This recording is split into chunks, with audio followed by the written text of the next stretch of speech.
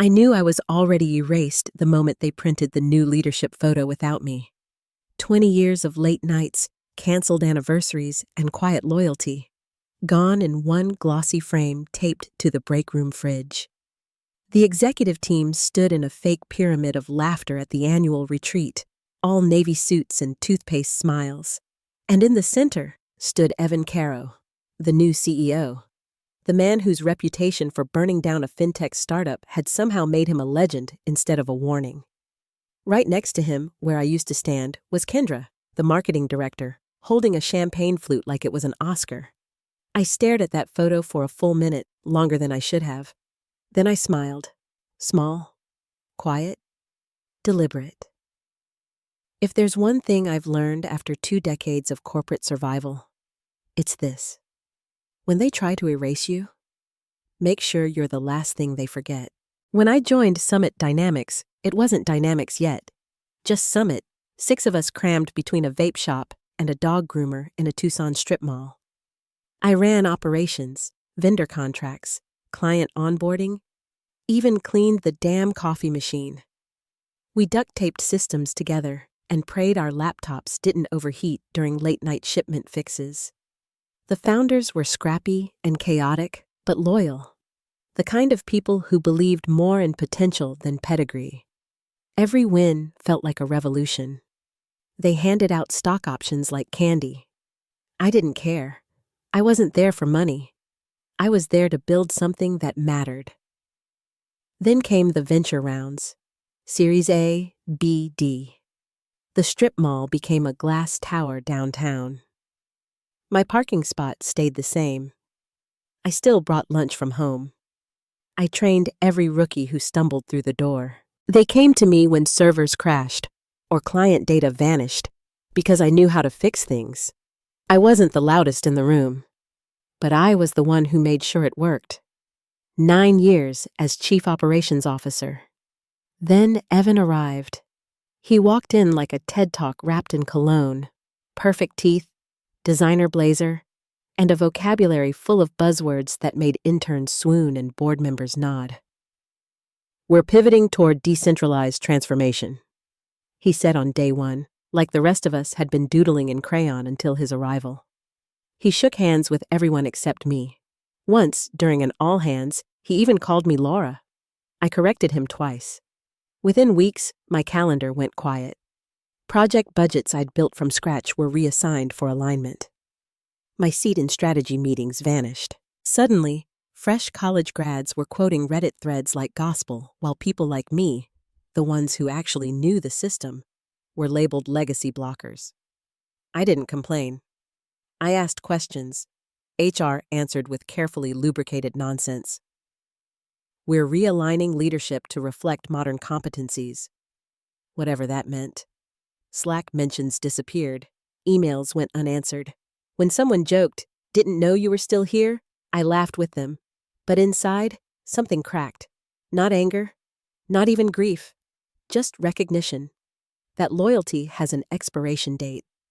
When the founders sold their final shares after Series D, they promised me, hand to heart, I'd always have a place. Turns out, permanence is just a word people say when they're cashing out. My husband told me to resign gracefully. My daughter offered to rewrite my resume. I wasn't ready. Not yet, because I still had something Evan didn't. History. And history, when wielded right, can be a weapon sharper than any boardroom memo. Then came the meeting request. Subject line, strategic transition planning. No context. Just that. I knew instantly. The guillotine doesn't always fall with noise. Sometimes it slides in quietly, disguised as a PowerPoint deck. The conference room was already staged. 2 water bottles, a single HR rep named Amber, and Evan sitting with his fingers laced like a preacher about to deliver bad news. The projector glowed against a blank wall. Strategic realignment for future readiness. He smiled like a magazine ad. "Laura." He paused. Fake correction. "Lauren, thanks for coming. This won't take long." That's how it started. No greeting, no small talk. just the polished cadence of a man who had practiced firing people while brushing his perfect teeth. The slide behind him flickered like it was trying to give the room a pulse. "We've taken time to reassess our leadership composition," Evan said, tone smooth and hollow. "And we've identified areas where fresh perspectives are crucial to sustained growth." There it was, the poison dart wrapped in HR silk. Fresh perspectives. I'd heard that phrase used before to justify layoffs, restructures, and buyouts. It always meant the same thing: your old news. I'd given 2 decades to this company, led us through 2 recessions, a warehouse fire, a vendor strike, and a cyber attack that nearly tanked the East Coast division. But now, apparently, I was obsolete, a rotary phone in a world of apps. Before he could click the next slide, I glanced up at the title bar and caught my name. Lauren Reed, Transition Strategy Overview. Below it, in smaller font, effective immediately. Amber, the HR rep, slid a folder toward me. Her hands trembled. Evan leaned back in his ergonomic throne, fingers steepled, and said, "This package reflects our gratitude."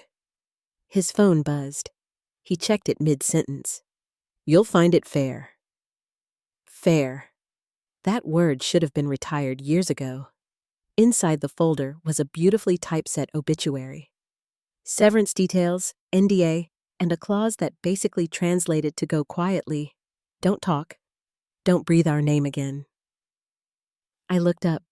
Evan was typing something on his phone, maybe a calendar reminder to post a tough leadership moments quote on LinkedIn later. I closed the folder gently, stood, and said, "Amber, can I walk myself out?" She hesitated. I think I'm supposed to. Please," I said softly. After a moment, she nodded. Evan didn't even glance up.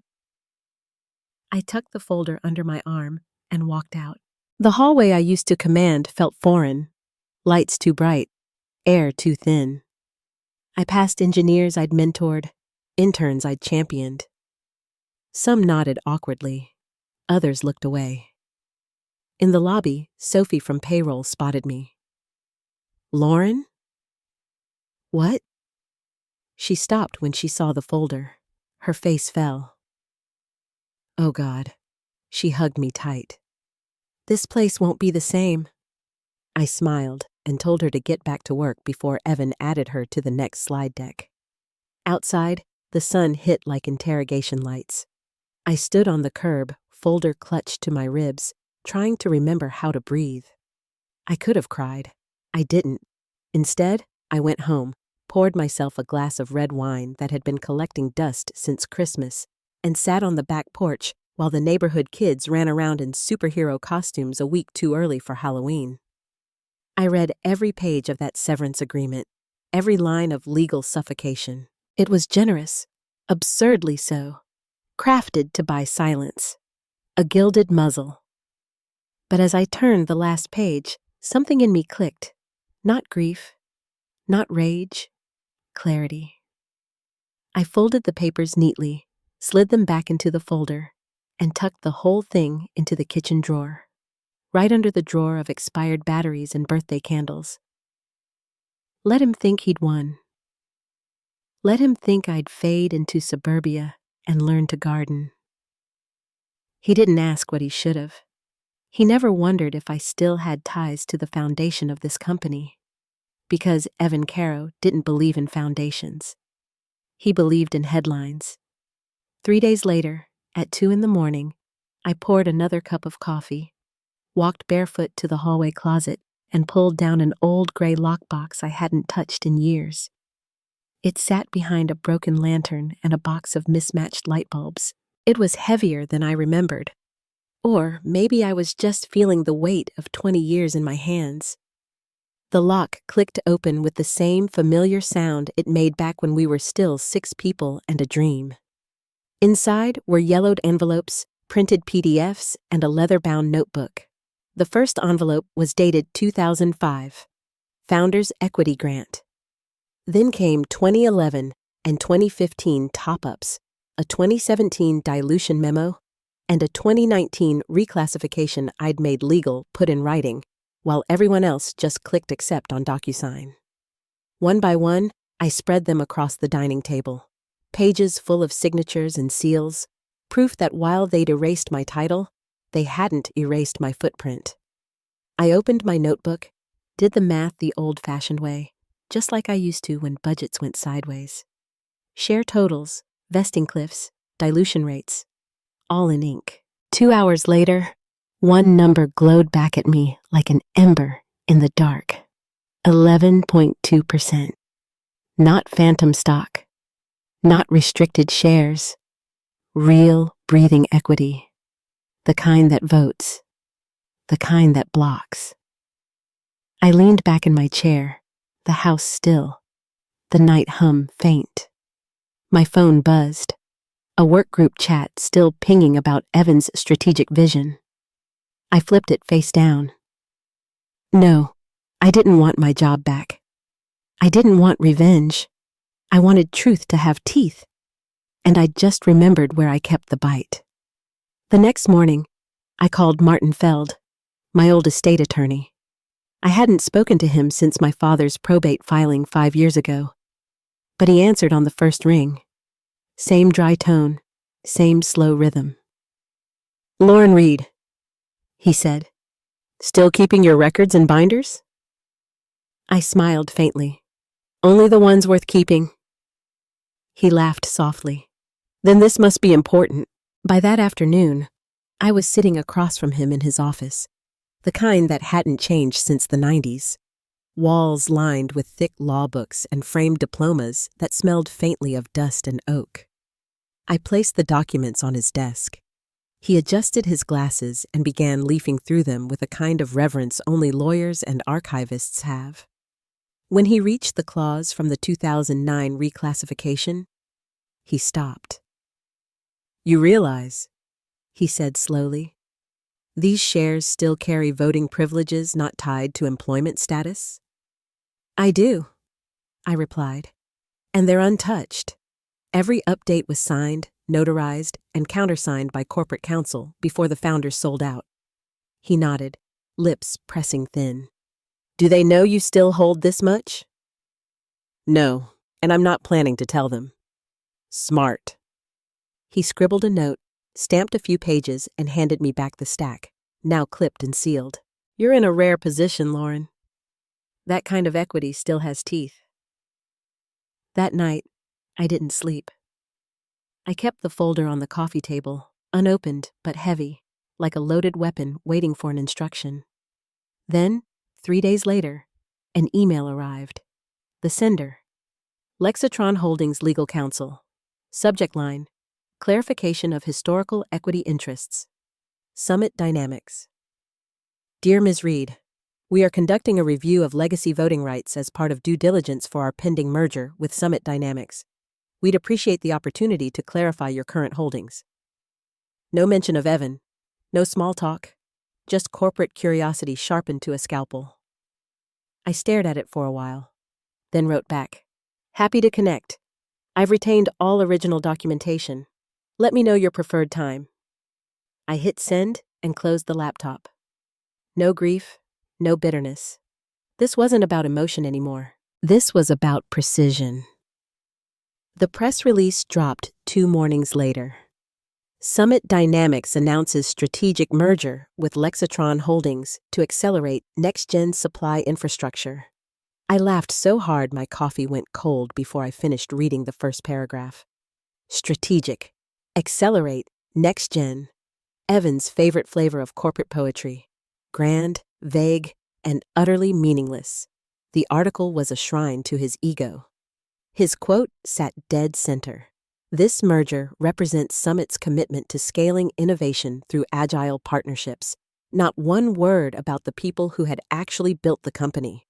No mention of operations, logistics, or legacy systems. He even used my old phrase, "We don't just move packages, we move trust." That one hit. I'd coined it during a Series B investor pitch.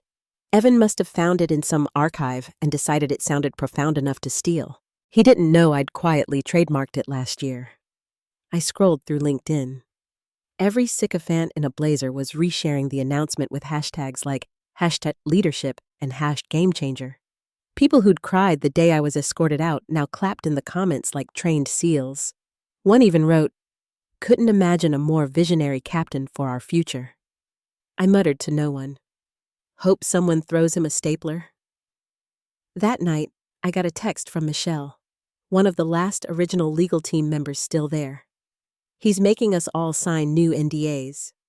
I replied, "Why now? He says it's standard hygiene, but he's rushing the board vote. 12 days from now. 12 days. My pulse quickened. That wasn't normal. Not for a merger this size.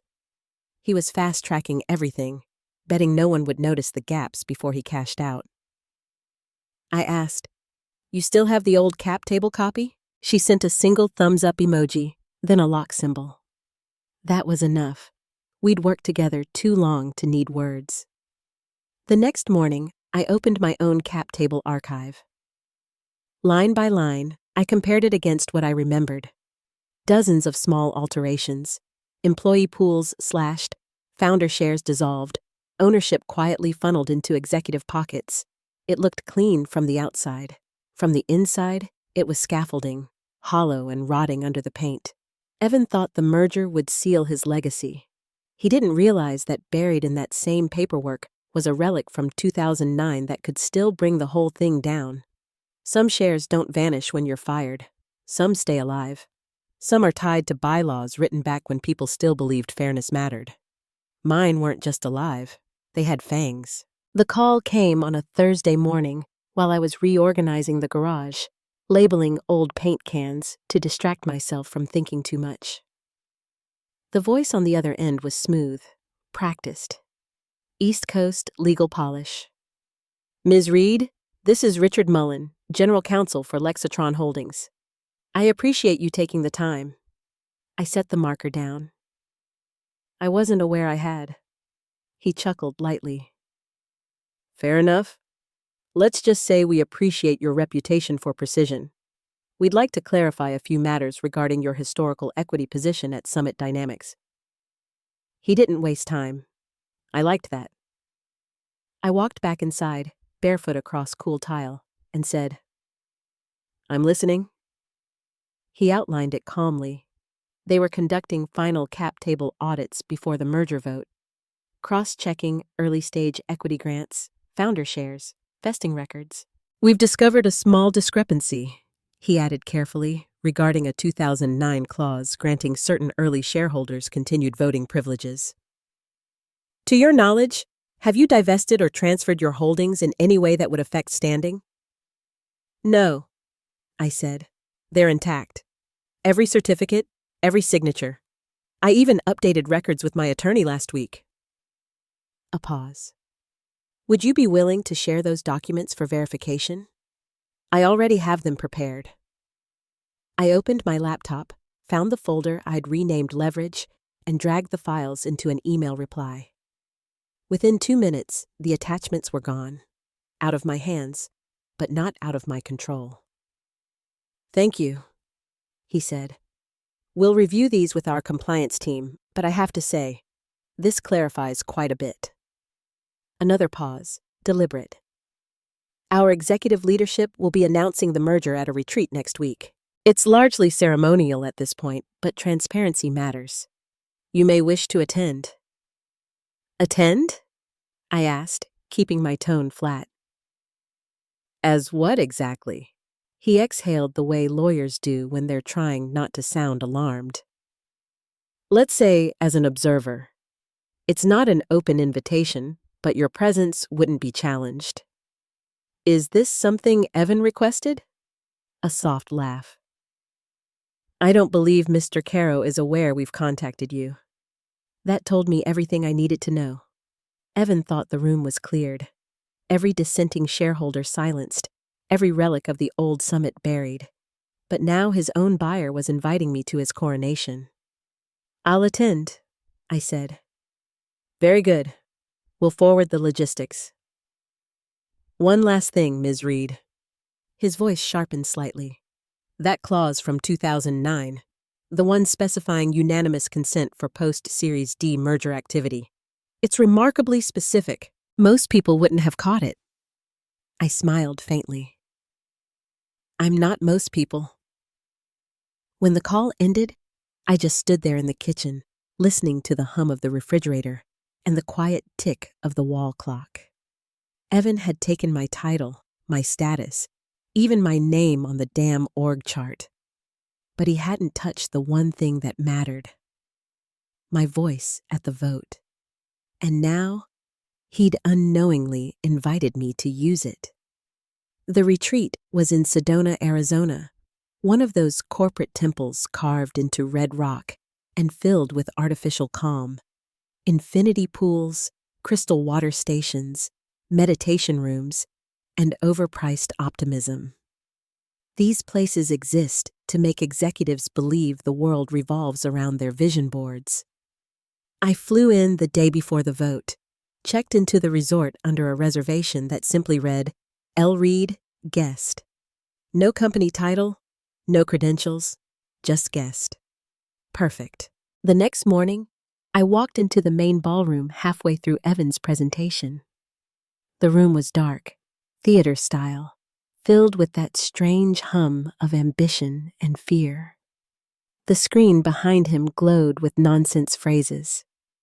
Unified acceleration through cross-sector synergy.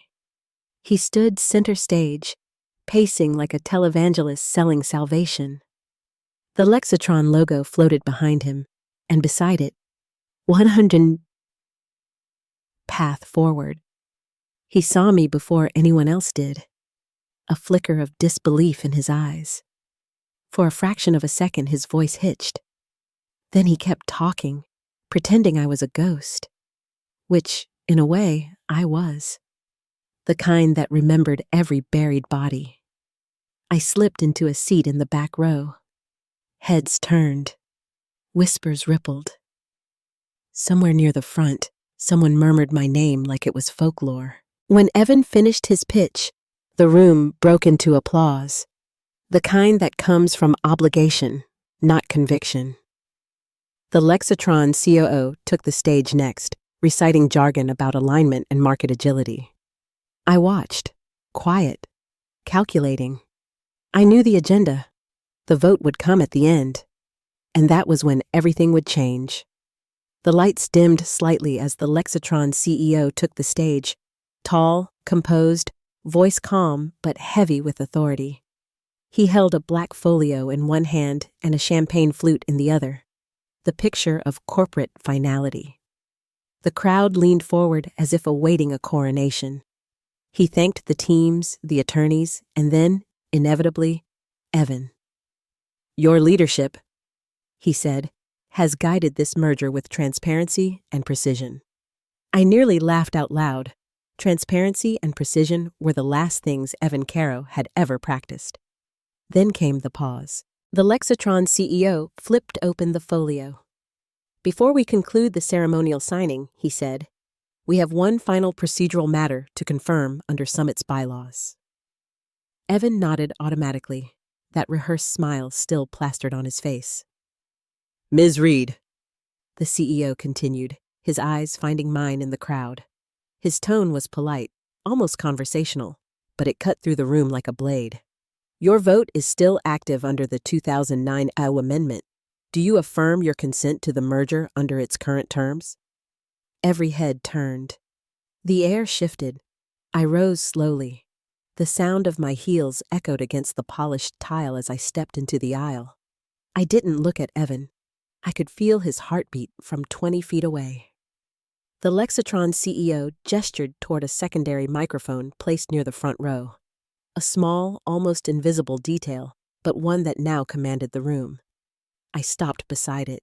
Silence expanded like a living thing. Evan stood abruptly, his chair scraping back. She was fired. His voice cracked. The words hung there, trembling. She doesn't have standing. This is absurd. The CEO didn't turn toward him. Instead, he nodded slightly to his general counsel, seated stage left. The man adjusted his glasses, lifted the folio, and began reading in a steady, unshakable tone. Summit Dynamics Operating Agreement, July 2009. Clause 7.4b. Any equity holder possessing more than 10% of voting shares at time of merger must provide written consent prior to execution. Employment status is not a condition of eligibility. He looked up briefly. Ms. Reed's holdings meet this threshold. Her vote is required. A collective gasp rippled through the room. Pens froze mid-note. One VP muttered something under his breath that sounded a lot like "holy shit." Evan's jaw clenched. That clause is ancient. It was written when we had 6 employees and an espresso machine powered by extension cords. It's irrelevant. I spoke, calm and measured. You changed the logo, Evan. You changed the office, the mission, the org chart. But you never changed the bylaws. He turned toward the board members, desperate for support. Even if she holds those shares, he barked, that doesn't give her veto power. The Lexatron CEO raised a single hand, not to silence him, but to slow the collapse. She doesn't have veto power, he said evenly, but she does have the authority to delay execution indefinitely under your own operating agreement. He closed the folio, gaze steady. And given that, her position now determines whether this merger proceeds at all. Evan went pale. The CEO faced me again. Ms. Reed, Lauren, just to confirm, your vote is in favor? I took a breath. The entire room leaned in. No, I said, my voice cutting clear and steady. Not under the current terms. The silence that followed wasn't silence. It was seismic. I could almost hear the panic ripple across 100 nervous systems at once. Evan stumbled forward, face red, palms shaking. You're tanking a $150 million deal out of spite? No, I said, locking eyes with him. Out of memory. He pointed toward the legal team. We'll amend the documents, strike the clause. We can reconvene the board and... You can't, I interrupted. You'd need 2/3 of the voting pool. You diluted everyone else too much to matter. He froze. The board members, once so eager to echo him, now stared at their tablets and phones, scrolling, cross-checking, realizing he was right. I was right.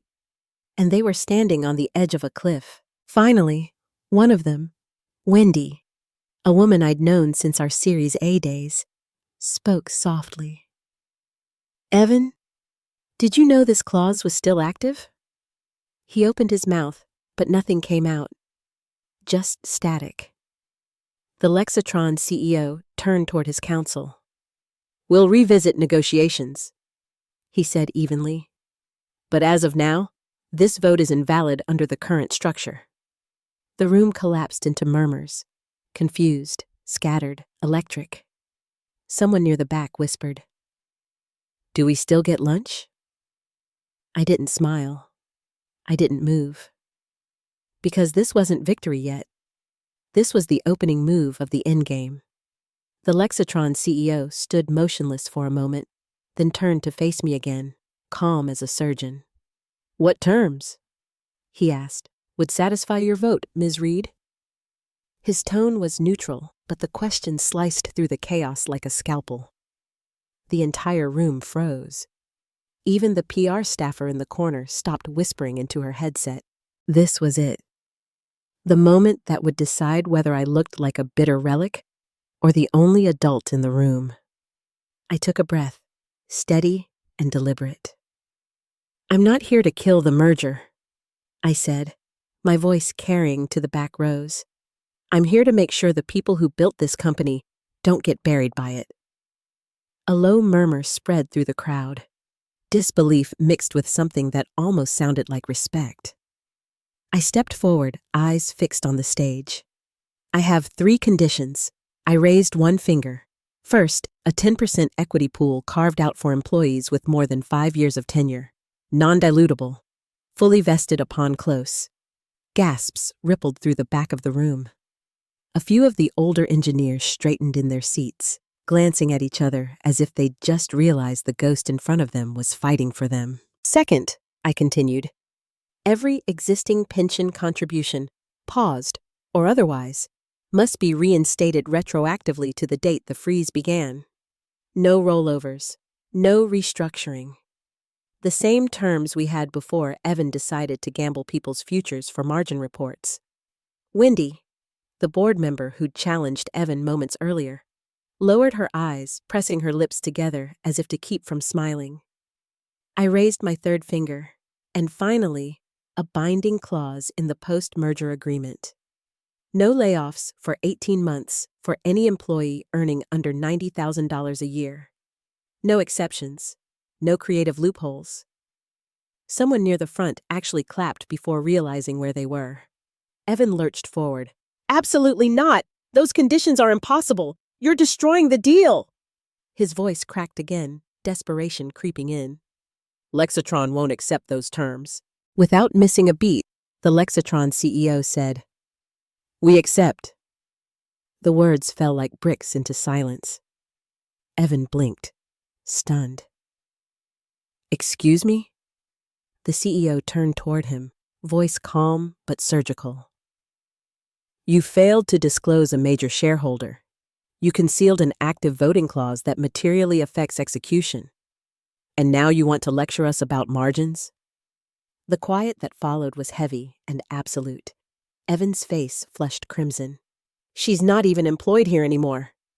Before anyone else could respond, Wendy spoke again. Steady, measured.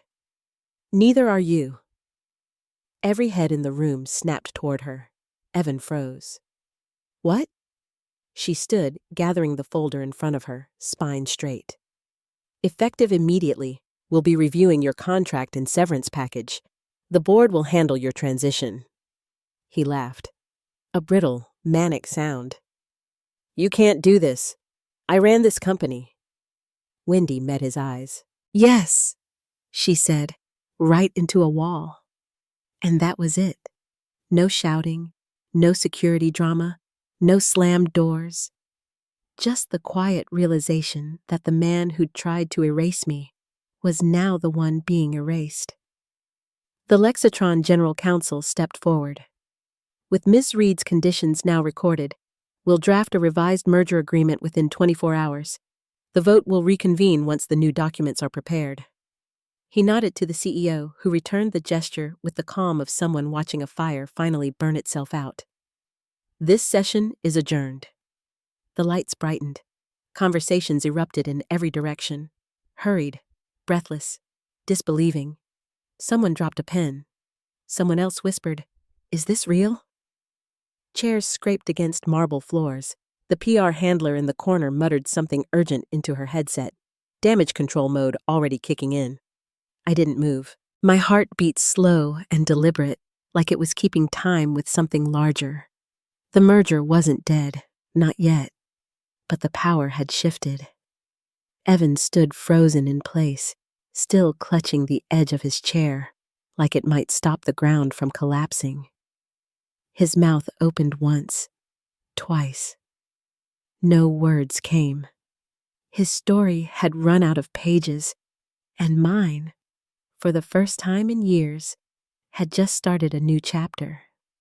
The next morning, the signing took place in a smaller conference room off the main hall. No cameras, no stage lights, no applause. Just polished walnut, thick glass windows, and the faint hum of desert wind outside. Every clause I'd demanded was now in black ink, each paragraph notarized, each margin initialed. The equity carve-outs, the pension reinstatements, the 18-month job protections. What had been a negotiation yesterday was now law. Lexatron's general counsel slid the final page across the table. "This makes it official, Ms. Reed." His tone held that mix of relief and awe reserved for moments when the impossible actually happens. I took the pen, feeling its weight, the cool metal pressing against my fingers. I'd used this same signature to approve payrolls during the recession, to authorize warehouse rebuilds after a flood, to green-light emergency logistics at 2 a.m. when everyone else had gone home. Now, That same signature was about to rewrite the company's future. I signed slowly. No flourish, no pause, just ink on paper, deliberate and final. Then I pushed the pen forward. "There," I said. "Now it's yours." The counsel nodded, collected the page, and handed it to an assistant who vanished quietly through the door. The sound of the latch clicking shut was almost ceremonial. Across the hall, through a frosted glass panel, I could see Evan.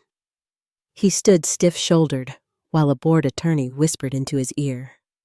His reflection looked smaller than I remembered, like a man finally realizing that the ground beneath him had never really been his.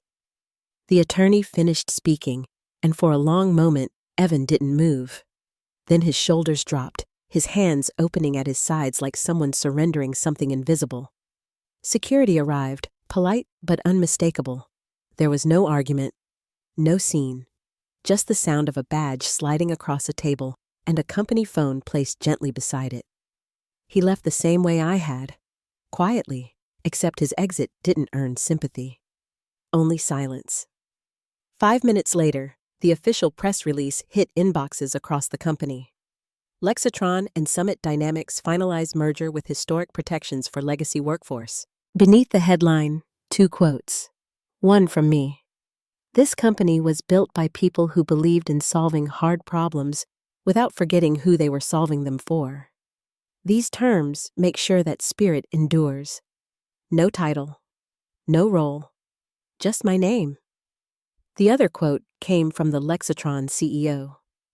Ms. Reed's leadership and commitment to equity, not just financial but human, made this merger possible. I stepped outside onto the balcony. The Arizona sun hung low, casting everything in a gold haze that made the red rock formations burn with light. Down below, the resort's infinity pool shimmered like liquid glass. The cicadas started their chorus, rhythmic and distant, marking the slow exhale of a long, brutal day. I wasn't smiling. I wasn't triumphant. I just felt still. For a long while, I watched the horizon, the desert stretching endlessly in every direction. Somewhere behind me, I heard the muffled sound of applause from the conference room. Legal teams celebrating, executives breathing again. They could have it. I wasn't there for applause. I was there for balance. Footsteps approached softly from behind. The Lexatron CEO joined me, hands in his pockets, looking out over the same horizon. He didn't speak at first, just stood there, quiet, letting the heat of the setting sun fill the silence. Then, softly, "Thank you, Lauren. You saved this." I turned to him. "Maybe," I said, "or maybe I just redirected it to where it should have been heading all along." He nodded once, not as an executive, but as someone who understood. Then he left me there, alone with the hum of the wind and the fading light. I leaned on the railing, letting the warmth seep into my skin until it almost stung. Somewhere far below, a lizard darted across the stone, the world going about its business as if nothing monumental had just happened. They had called it a new perspective. They'd used the phrase to justify my firing, my erasure, my absence in the photo. But as I stood there watching the last traces of sunlight fade, I finally whispered it aloud. Not bitterly, but with something like peace. New perspective. I built the foundation. They just stood on it. Then I turned, walked back inside, and left the balcony door open to the wind. The story was finished, and for once, it ended exactly where it should.